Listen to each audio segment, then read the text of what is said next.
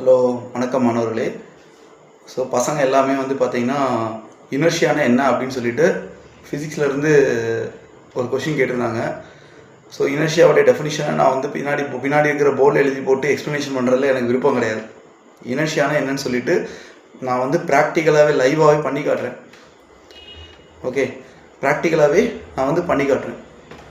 So inertia அப்படின்னா இப்போ நான் வந்து பாருங்கள், சேரில் உட்காந்துருக்கேன். நீங்களும் போயிட்டு ஒரு சேரில் உட்காந்துருங்க.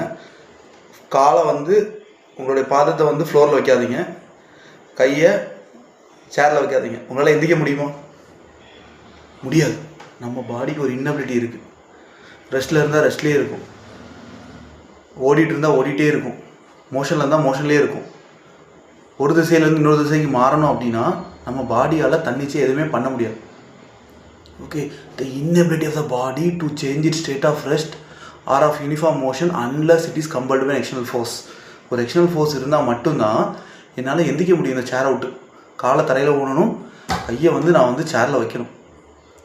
ஓகே, அந்த இன்னபிலிட்டி தான் என்னென்னு சொல்கிறேன் அப்படின்னா இனர்ஷியா. புரியுதுங்களா? இது வந்து 3 வகையாக புரியுது. Inertia at rest, inertia at motion, inertia at direction. Okay, நான் சிம்பிளாக தான் எக்ஸ்பிளைன் பண்ண வந்தேன், கிளாஸ் எடுக்க வரல. நன்றி.